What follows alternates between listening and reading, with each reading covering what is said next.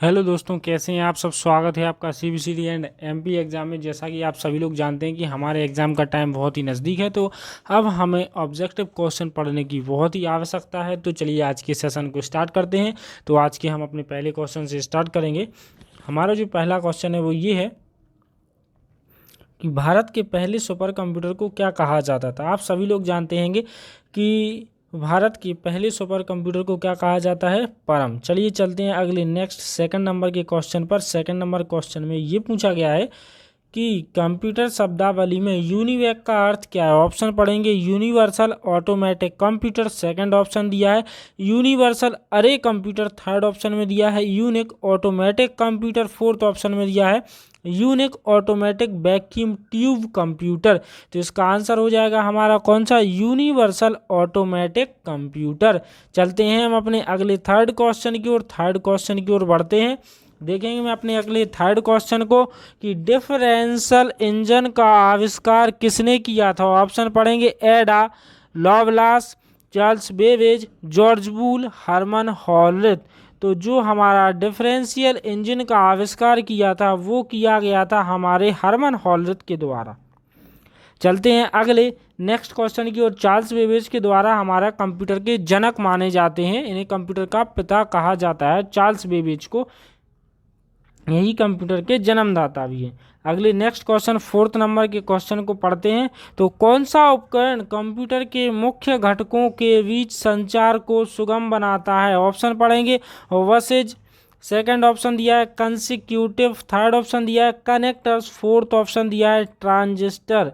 तो कौन सा उपकरण है जो कंप्यूटर के मुख्य घटकों के बीच संचार को सुगम बनाता है, तो वो होता है हमारा वसेज। अगले नेक्स्ट क्वेश्चन की ओर चलते हैं। फोर्थ क्वेश्चन हो गया। फिफ्थ नंबर के क्वेश्चन की ओर चलते हैं। तो कंप्यूटर की भाषा में एक बाइट किसका एक समूह होता है, 200 बिट्स का, 224 बिट्स का, 40 बिट्स का, या फिर 8 बिट का। तो 1 बाइट 8 बिट्स के बराबर होता है। अगले नेक्स्ट क्वेश्चन की ओर चलते हैं। छठवें नंबर के क्वेश्चन को देखते हैं। कंप्यूटर मेमोरी का 1 गीगाबाइट किसके बराबर होता है, 224 मेगाबाइट, 224 किलोबाइट, 224 टेराबाइट, 224 बाइट। बताइए दोस्तों क्या होगा इसका आंसर। तो इसका आंसर जो हमारा हो जाएगा वो हो जाएगा 224 मेगाबाइट। इसका आंसर हो जाएगा हमारा क्या, 224 मेगाबाइट। चलते हैं अगले नेक्स्ट क्वेश्चन की ओर। अगला जो 7वें नंबर का हमारा क्वेश्चन है वो देखेंगे हम अपने अगले क्वेश्चन को कि निम्नलिखित में से कौन सा टाइमिंग संकेतों का उपयोग करके कार्यों का संचालन करता है। ऑप्शन पढ़ेंगे कंट्रोल यूनिट, सेकंड ऑप्शन दिया है मेमोरी यूनिट, थर्ड ऑप्शन दिया IO यूनिट, फोर्थ ऑप्शन दिया ALU। तो इसका जो हमारा आंसर हो जाएगा वो हो जाएगा कौन सा टाइमिंग संकेतों का उपयोग करके कार्यों का संचालन करता है, तो वो करता है हमारा क्या, कंट्रोल यूनिट। चलिए अगले नेक्स्ट क्वेश्चन की ओर चलते हैं। नेक्स्ट 8वें नंबर का हमारा क्वेश्चन है ALU का फुल फॉर्म क्या है। अरे logic unit, arithmetic logic unit, logic unit, application logic unit, alternative logic unit. तो इसका आंसर हो जाएगा हमारा क्या, अर्थमेटिक लॉजिकल यूनिट। ALU का ये फुल फॉर्म होता है। अगले नेक्स्ट क्वेश्चन की ओर चलते हैं। निम्नलिखित में से कौन सा एक ठोस अवस्था वाला भंडारण नहीं है। ऑप्शन पढ़ेंगे USB driver, SSD, flash memory card, DVD। तो इसका हमारा आंसर हो जाएगा क्या, DVD एक ठोस अवस्था वाला भंडारण नहीं है। तो इसी के साथ साथ मैं आप लोगों को दोस्तों ये बता देना चाहता हूं कि हमारी CPCD से संबंधित कंप्यूटर की क्लासें, बहुत सारी क्लासेस डली हुई हैं और इनमें से लगातार क्वेश्चन पूछे गए हैं। तो आप लोग प्लेलिस्ट में जाकर देख सकते हैं हमारे जो CPCD की क्लासेस हैं। तो चलते हैं अगले नेक्स्ट क्वेश्चन की ओर। नेक्स्ट जो हमारा क्वेश्चन है वो है रैम की एक महत्वपूर्ण विशेषता यह है कि इसमें ब्लैंक होता है, अनुक्रमिक भंडारण, प्रत्यक्ष भंडारण, अस्थिर भंडारण, अनहसी भंडारण। तो इसका हमारा आंसर हो जाएगा C ऑप्शन में दिया गया है क्या, अस्थिर भंडारण, मतलब वोलेटाइल स्टोरेज जिसको बोला जाता है। रैम की एक महत्वपूर्ण विशेषता है कि इसमें क्या होता है, वोलेटाइल स्टोरेज होता है। अगले 11वें नंबर के क्वेश्चन की ओर चलते हैं। अगला जो 11वें नंबर का क्वेश्चन है वो ये है कि सेंट्रल प्रोसेसिंग यूनिट द्वारा क्या प्रोसेस किया जाता है, इंफॉर्मेशन को, डेटा को, हार्ड डिस्क को या फिर प्रोग्राम को। तो सेंट्रल प्रोसेसिंग यूनिट के द्वारा हम किसको, डेटा को प्रोसेस करते हैं। अगले नेक्स्ट क्वेश्चन की ओर चलते हैं। अगला जो हमारा क्वेश्चन है वो ये है कि तीसरी पीढ़ी के कंप्यूटर किस पर आधारित थे, वैक्यूम ट्यूब, ट्रांजिस्टर, एकीकृत परिपथ और चुंबकीय ड्रम। एकीकृत परिपथ का मतलब होता है इंटीग्रेटेड सर्किट पर निर्भर थे, आईसी पर निर्भर थे तीसरी पीढ़ी के कंप्यूटर। अगले क्वेश्चन की ओर चलते हैं। फर्स्ट पीढ़ी के कंप्यूटर में वैक्यूम ट्यूब का यूज किया गया था। Which of the following is an input and there are also output device. इसमें यह पूछा गया है कि निम्नलिखित में से कौन सा एक इनपुट और आउटपुट डिवाइस है, मॉनिटर, प्रिंटर, मॉडेम, ओसीआर। तो इसका हमारा आंसर हो जाएगा क्या, मॉडेम। मॉडेम क्या है, एक इनपुट और आउटपुट दोनों प्रकार की डिवाइस है। बाकी मॉनिटर एक आउटपुट डिवाइस है, प्रिंटर आउटपुट डिवाइस है, ओसीआर ऑप्टिकल कैरेक्टर रीडर ये एक इनपुट डिवाइस है। अगले नेक्स्ट क्वेश्चन की ओर चलते हैं। DVD is an example of, DVD किसका उदाहरण है, हार्ड डिस्क का, आउटपुट डिवाइस का, ऑप्टिकल डिस्क का, ठोस अवस्था वाले भंडारण डिवाइस का। तो ये है हमारा ऑप्टिकल डिस्क का उदाहरण है, कौन सा, डीवीडी। चलते हैं अगले नेक्स्ट क्वेश्चन की ओर। निम्नलिखित में से कौन सा इनपुट डिवाइस ध्वनि को उस रूप में रूपांतरित करता है जिसे सिस्टम यूनिट द्वारा परिष्कृत किया जा सकता है, ऑडियो डिजिटाइजर, प्लॉटर या फिर वेब कैम। तो इसका आंसर हो जाएगा हमारा क्या, ऑडियो। ऑडियो के द्वारा क्या होता है, इनपुट डिवाइसेस होती है जो ध्वनि को उस रूप में रूपांतरित करती है जिसमें सिस्टम यूनिट द्वारा उसे परिष्कृत किया जाता है। अगले क्वेश्चन की ओर चलते हैं। निम्नलिखित में से कौन सा एक ऑपरेटिंग सिस्टम है, फायरफॉक्स, अल्टा विस्टा और याहू और लिनक्स। तो इसका आंसर हो जाएगा हमारा लिनक्स। लिनक्स क्या है, एक ऑपरेटिंग सिस्टम है। अगले नेक्स्ट क्वेश्चन की ओर चलते हैं। अगला जो हमारा क्वेश्चन है वो ये है कि कौन सा ऑपरेटिंग सिस्टम वास्तविक समय में प्रतिक्रिया देता है, त्वरित प्रतिक्रिया प्रणाली, बैच प्रणाली, वास्तविक समय प्रणाली, मल्टीटास्किंग प्रणाली। तो इसका आंसर हो जाएगा हमारा क्या, वास्तविक समय प्रणाली। अगले नेक्स्ट क्वेश्चन की ओर चलते हैं। यूनिक्स ऑपरेटिंग सिस्टम में सेल क्या है, हार्डवेयर पुर्जा, कमांड इंटरप्रेटर, कंप्यूटर का एक हिस्सा, सीपीयू, शेड्यूलिंग में उपकरण। तो इसका हमारा सही आंसर है कौन सा, कमांड इंटरप्रेटर।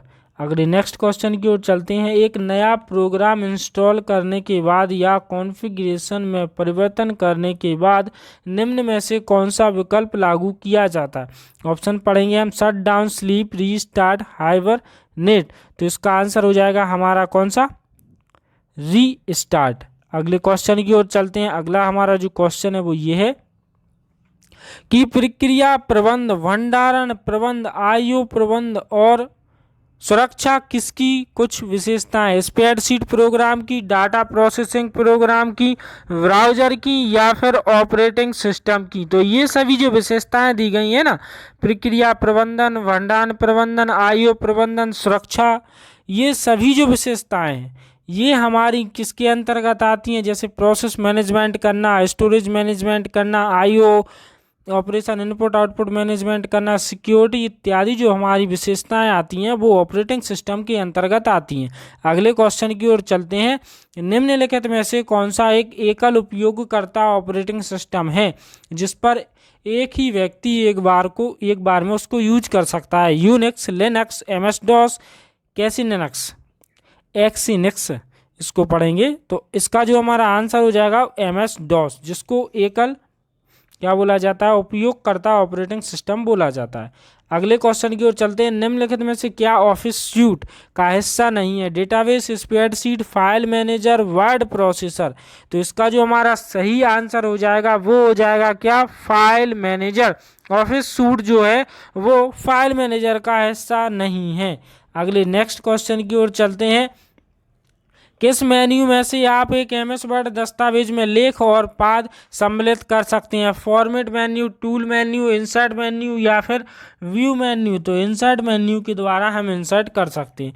अगले क्वेश्चन की ओर चलते हैं। अगला जो हमारा क्वेश्चन है वो ये है कि वर्ण और अनुच्छेद स्वरूपण आदेशों का संग्रह क्या कहा जाता है? डिफॉल्ट, स्टाइल, टूल या फिर टेम्पलेट? तो ये बोला जाता है हमारा क्या? स्टाइल। वर्ण और अनुच्छेद स्वरूपण आदेशों के संग्रह को क्या कहा जाता है? स्टाइल। जो स्वरूपण होता है इसका मतलब होता है फॉर्मेटिंग करना।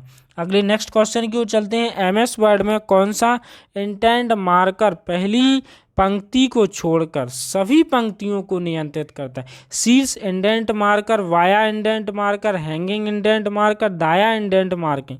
तो इसका आंसर है हमारा वाया इंडेंट मार्कर। अगले क्वेश्चन की ओर चलते हैं। निम्नलिखित में से कौन सा एक हिंदी टेक्स्ट प्रोसेसर नहीं है? लिपिकर, स्क्रीन क्राफ्ट, हिंदी पैड, आई लिप? तो इसका आंसर हो जाएगा हमारा क्या? Screen craft.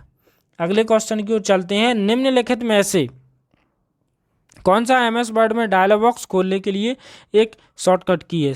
F12, shift plus F12, alt plus F12 या फिर कंट्रोल प्लस F12?